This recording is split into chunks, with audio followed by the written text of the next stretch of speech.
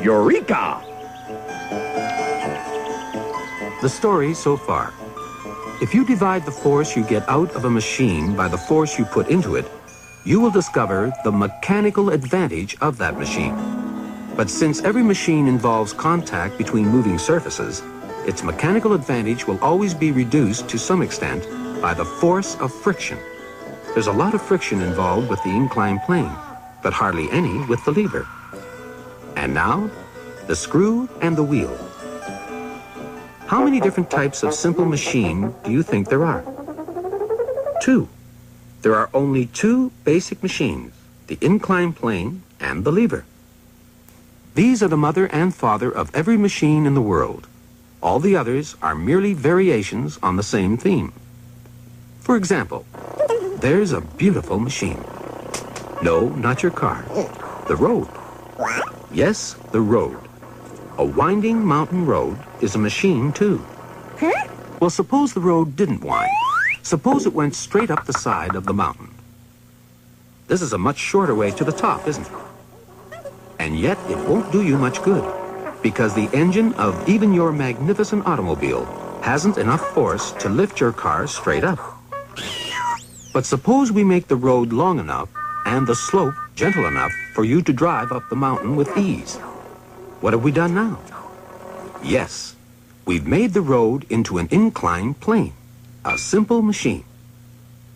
But that's an expensive way to go up a mountain. It requires an awfully long ramp. What if we wrap the inclined plane round the mountain instead? Now we're back where we started, with a winding mountain road, which is really an inclined plane in disguise. A twisted inclined plane, if you like. There are twisted inclined planes all over the place. This includes every device that has a spiraling, corkscrewing action, and which allows you to trade extra turning distance for reduced force, either to help you lift things or fasten things together.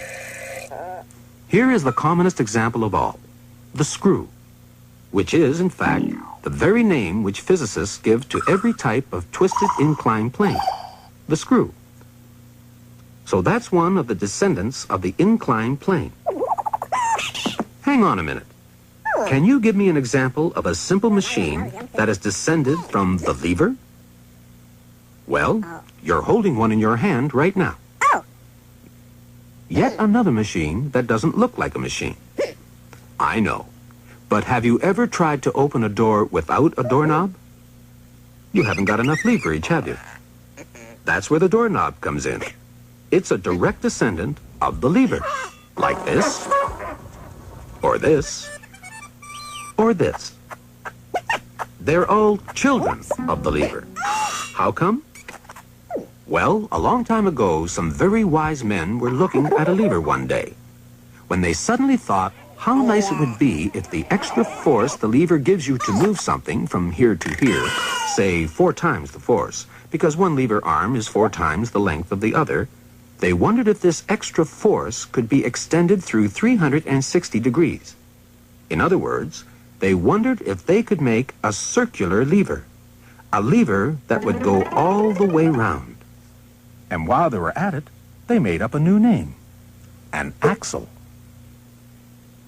With its center where the point of the fulcrum used to be, and the short arm of the lever now running from this center to the outside of the axle, and the long arm running from the center of the axle in the opposite direction. Now when you push the lever with a force, say, of 100 newtons, you can turn the whole axle around with a force of 400 newtons. And that's how you're able to open doors and steer cars and ships and pull up anchors with such ease, thanks to the ancient wise men and their circular lever. Yes, congratulations. You've just reinvented the wheel.